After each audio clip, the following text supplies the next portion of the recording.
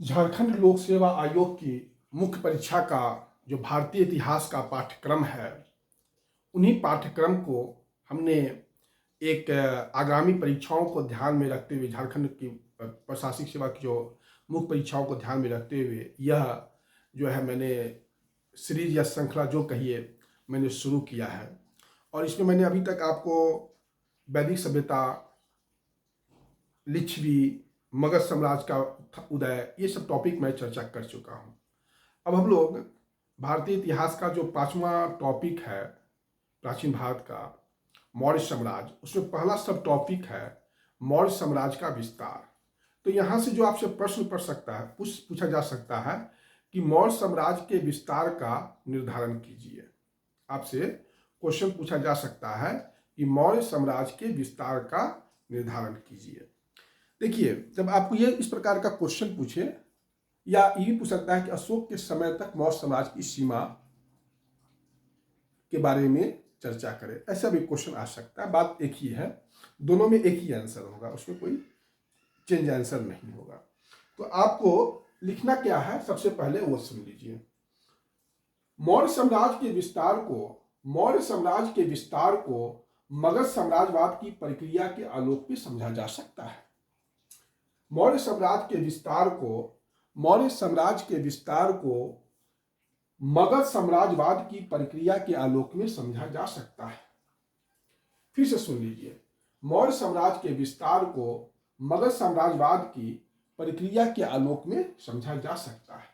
वस्तुतः हर्यक वंश से लेकर नंद वंश तक मगध का पर्याप्त क्षेत्रीय विस्तार हुआ था। वस्तुतः हर्यक वंश से लेकर नंद वंश तक मगध का पर्याप्त क्षेत्रीय विस्तार हुआ था। फिर से सुन लीजिए, मौर्य साम्राज्य के विस्तार को मगध साम्राज्यवाद की प्रक्रिया के आलोक में समझा जा सकता है। वस्तुतः हर्यक वंश से लेकर नंद वंश तक मगध का पर्याप्त क्षेत्रीय विस्तार हुआ था। ये आपको एक पैराग्राफ में आपको परिचय के रूप में, इंट्रोडक्शन के रूप में लिखना है। फिर आप पैराग्राफ चेंज कीजिएगा और लिखिएगा, चंद्रगुप्त मौर्य ने नंदों का उन्मूलन कर इस विशाल क्षेत्र पर कब्जा किया। चंद्रगुप्त मौर्य ने नंदों का उन्मूलन कर इस विशाल क्षेत्र पर अपना कब्जा किया। चंद्रगुप्त मौर्य ने नंदों का उन्मूलन कर इस विशाल क्षेत्र पर अपना कब्जा किया। सेल्यूकस को पराजित कर उसने मौर्य साम्राज्य का विस्तार मध्य एशिया तक कर दिया। सेल्यूकस को पराजित कर उसने मौर्य साम्राज्य का विस्तार मध्य एशिया तक कर दिया।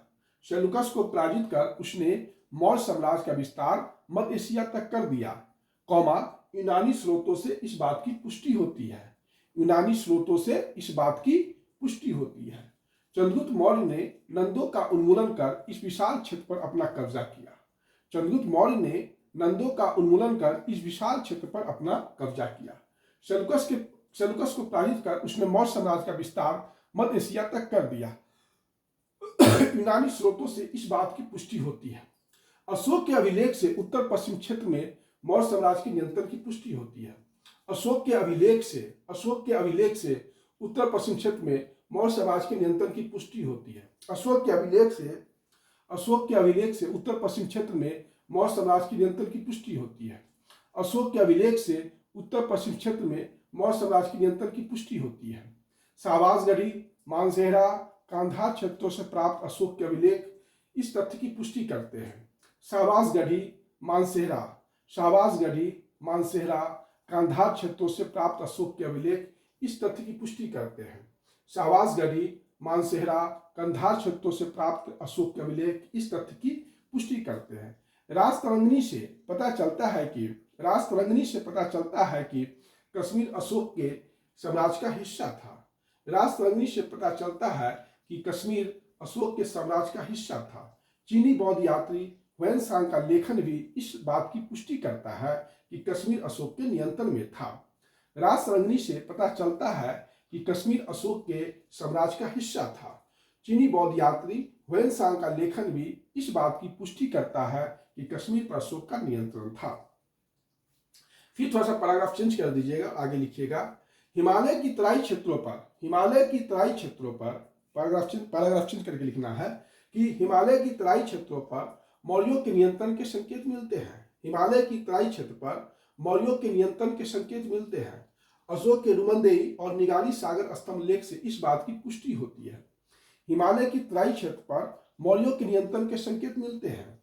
हिमालय की तराई क्षेत्र पर मौर्यों के नियंत्रण के संकेत मिलते हैं। अशोक के रुमनदेही और निगाली सागर स्तंभ लेख से इस बात की पुष्टि होती है। फिर पैराग्राफ चेंज करके लिखना है, इस प्रकार उत्तर एवं उत्तर पश्चिम क्षेत्र तक मौर्य साम्राज्य की सीमा इस प्रकार उत्तर एवं उत्तर पश्चिम क्षेत्र तक मौर्य साम्राज्य की सीमा हिंदू कुश पर्वतमाला को छू रही थी। इस प्रकार उत्तर एवं उत्तर पश्चिम क्षेत्र तक मौर्य साम्राज्य की सीमा हिंदू कुश पर्वतमाला को छू रही थी। अब मौर्यों ने उस प्राकृतिक सीमा को प्राप्त किया जो आगे के शासकों के लिए आदर्श बना। अब मौर्यों ने उस प्राकृतिक सीमा को प्राप्त किया जो आगे के शासकों के लिए आदर्श बना। यह हो गया। अब पैराग्राफ चेंज करके लिखना है, साहित्यक और पुरातात्विक साक्ष्यों से दक्षिण भारत में मौर्य साम्राज्य के विस्तार के क्षेत्र कर्नाटक तक होने की पुष्टि होती है। पुरातात्विक और साहित्यक स्रोतों से दक्षिण भारत में मौर्य साम्राज्य के विस्तार का कर्नाटक तक होने की पुष्टि मिलती है। साहित्यक और पुरातात्विक साक्ष्यों से दक्षिण भारत में मौर्य साम्राज्य के विस्तार कर्नाटक तक होने की पुष्टि होती है। जैन ग्रंथ परिशिष्ट पर्वन से हमें यह सूचना मिलता है कि जैन गुरु भद्रबाहु के साथ चंद्रगुप्त मौर्य अपने जीवन के अंतिम समय में मैसूर के श्रवण बेलगोला पहाड़ी गए थे और वहीं उन्होंने अपना अंतिम समय व्यतीत किया था। जैन ग्रंथ परिशिष्ट पर्वन से हमें यह सूचना मिलता है कि मौर्य शासक चंद्रगुप्त मौर्य जैन गुरु भद्रबाहु के साथ अपने जीवन के अंतिम समय में कर्नाटक के मैसूर क्षेत्र में श्रवण बेलगोला पहाड़ी गए थे और संलेखना पद्धति से अपना जीवन त्याग किया था। संगम साहित्य मामूलनार और परनर से भी मौर्यों की साम्राज्य विस्तार की सूचना मिलती है। संगमकालीन ग्रंथ संगम साहित्य और मामूलनार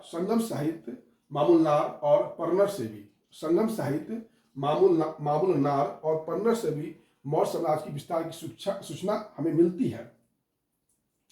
इरारगुड्डी ब्रह्मगिरी से प्राप्त अभिलेख दक्षिण में अशोक साम्राज्य की पुष्टि करते हैं। इरारगुड्डी ब्रह्मगिरी से प्राप्त अशोक के अभिलेख दक्षिण में अशोक के साम्राज्य विस्तार की पुष्टि करते हैं। इरारगुड्डी ब्रह्मगिरी से प्राप्त अभिलेख दक्षिण में अशोक के साम्राज्य की पुष्टि करते हैं। इरारगुड्डी ब्रह्मगिरी से प्राप्त अभिलेख दक्षिण में अशोक के साम्राज्य विस्तार की पुष्टि करते हैं। अशोक के दूसरे एवं 13वें विजय शिलालेख में अशोक के दूसरे एवं 13वें विजय शिलालेख में उल्लेखित दक्षिण के राज्यों अशोक के दूसरे एवं 13वें विजय शिलालेख में उल्लेखित दक्षिण के राज्यों चोल, पांड्य, क्षत्रियपुत्र, केरल उसके स्वतंत्र पड़ोसी के रूप में उल्लेखित है। अशोक के दूसरे एवं 13वें विजय शिलालेख में उल्लेखित दक्षिण के राज्यों चोल, पांड्य, क्षत्रियपुत्र, केरल उसके स्वतंत्र पड़ोसी के रूप में उल्लेखित है।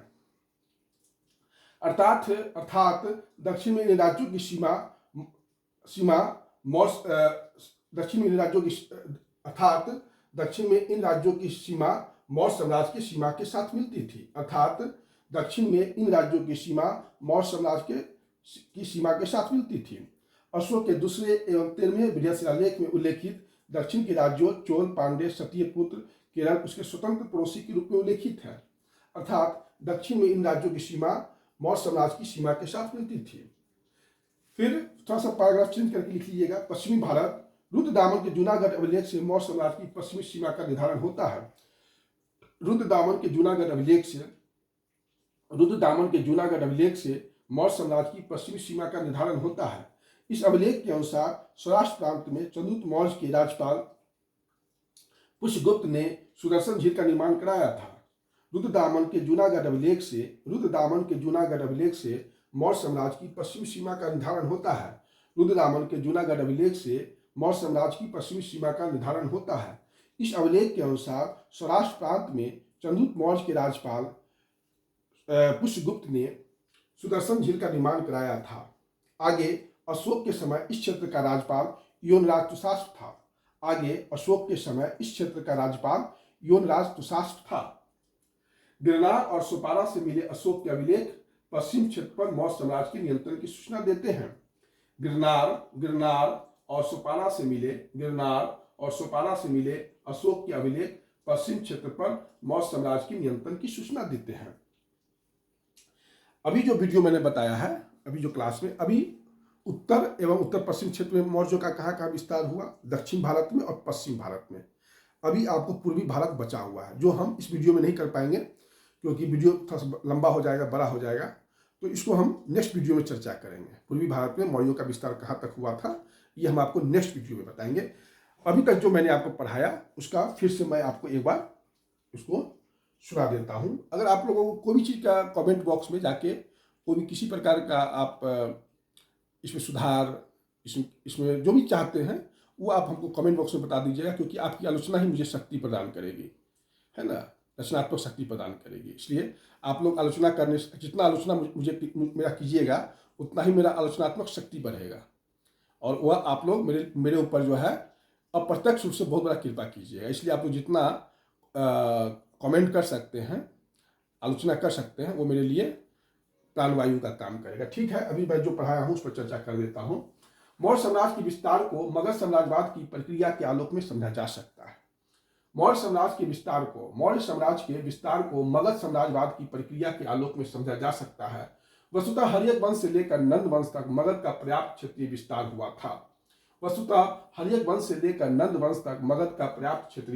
हुआ था। पैराग्राफ चेंज करना है, फिर आगे बढ़ना है। चंद्रगुप्त मौर्य ने नंदों का उन्मूलन कर इस विशाल क्षेत्र पर अपना कब्जा किया। सेल्यूकस को पराजित कर उसने मौर्य साम्राज्य का विस्तार मध्य एशिया तक कर दिया। यूनानी स्रोतों से इस बात की पुष्टि होती है। चंद्रगुप्त मौर्य ने नंदों का उन्मूलन कर इस विशाल क्षेत्र पर अपना कब्जा किया। सेल्यूकस को पराजित कर उसने मौर्य साम्राज्य का विस्तार मध्य एशिया तक कर दिया। यूनानी स्रोतों से इस बात की पुष्टि होती है। अशोक के अभिलेख से उत्तर पश्चिम क्षेत्र में मौर्य साम्राज्य की नियंत्रण की पुष्टि होती है। शाहबाज, गढ़ी, मानसेरा, कंधार क्षेत्रों से प्राप्त अशोक के अभिलेख इस तथ्य की पुष्टि करते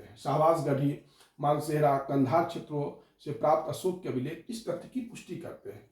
रासरंगनी से पता चलता है कि कश्मीर अशोक के प्रत्यक्ष समाज का हिस्सा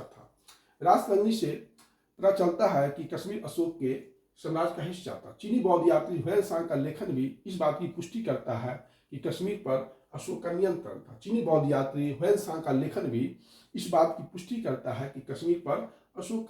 था। पैराग्राफ चेंज करना है और फिर लिखना है। हिमालय के तराई क्षेत्र पर मौर्यों के नियंत्रण के संकेत मिलते हैं। अशोक के रुमंदेई और निगाली सागर स्तंभ लेख से इस बात की पुष्टि होती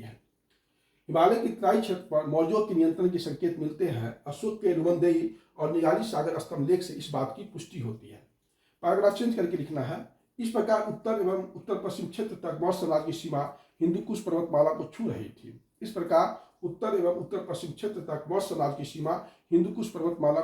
थी। अब मौर्यों ने उस प्राकृतिक सीमा को प्राप्त किया जो आगे के शासकों के लिए आदर्श बना।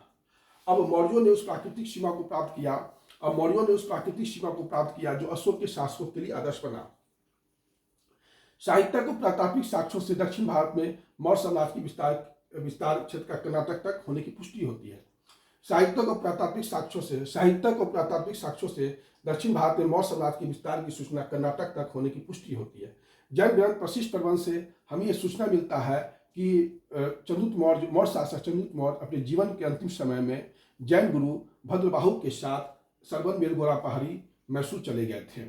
जैन ग्रंथ वशिष्ठ परवन से हमें यह सूचना मिलता है कि जैन गुरु भद्रबाहु के साथ मौर्य शासक चंद्रगुप्त मौर्य अपने जीवन का अंतिम समय सरबन गोला पहाड़ी कर्नाटक में बिताए थे और संलेखना पद्धति से अपने जीवन का त्याग किए थे। संगम साहित्य मामूलनार और पन्नर के लेखों से भी मौर्यों के साम्राज्य विस्तार की सूचना मिलती है। संगमकालीन साहित्य मामूलनार और पन्नर से भी मौर्यों के साम्राज्य विस्तार की सूचना मिलती है। एरारगुड्डी ब्रह्मगिरी से प्राप्त अभिलेख दक्षिण में अशोक के समाज विस्तार की पुष्टि करते हैं। ब्रह्मगिरी से प्राप्त अभिलेख दक्षिण में अशोक के समाज विस्तार की पुष्टि करते हैं। अशोक के दूसरे एवं 13वें विजय शिलालेख में उल्लेखित दक्षिण के राज्यों चोल, पांड्या, क्षत्रिय पुत्र, केरल उसके स्वतंत्र पड़ोसी के रूप में उल्लेखित थे। अशोक के दूसरे एवं 13वें विजय शिलालेख में उल्लेखित दक्षिण के राज्यों चोल, पांड्य, क्षत्रिय पुत्र, केरल उसके स्वतंत्र पड़ोसी के रूप में उल्लेखित हैं। अर्थात दक्षिण में इन राज्यों की सीमा मौर्य साम्राज्य की सीमा के साथ मिली हुई थी। पैराग्राफ चेंज करके लिखना है, रुद्रदामन के जूनागढ़ अभिलेख से मौर्य साम्राज्य की पश्चिमी सीमा का निर्धारण होता है। रुद्रदामन के जूनागढ़ अभिलेख से मौर्य साम्राज्य की पश्चिमी सीमा का निर्धारण होता है। इस अभिलेख के अनुसार सौराष्ट्र प्रांत में चंद्रगुप्त मौर्य के राजपाल पुष्यगुप्त ने सुदर्शन झील का निर्माण कराया था। इस अभिलेख के अनुसार सौराष्ट्र प्रांत में चंद्रगुप्त मौर्य के राजपाल पुष्यगुप्त ने सुदर्शन झील का निर्माण कराया था। आगे अशोक के समय इस क्षेत्र का राजपाल योनराज तुषास्प था। गिरनार और सोपारा से मिले अशोक के अभिलेख पश्चिम क्षेत्र पर मौर्य साम्राज्य के नियंत्रण की सूचना देते हैं। गिरनार और सोपारा से मिले अशोक के अभिलेख पश्चिम क्षेत्र पर मौर्य साम्राज्य के नियंत्रण की सूचना देते हैं। अब हम मौर्य साम्राज्य के विस्तार का अगला जो नेक्स्ट भाग है वो नेक्स्ट वीडियो में चर्चा करेंगे। ठीक है, धन्यवाद।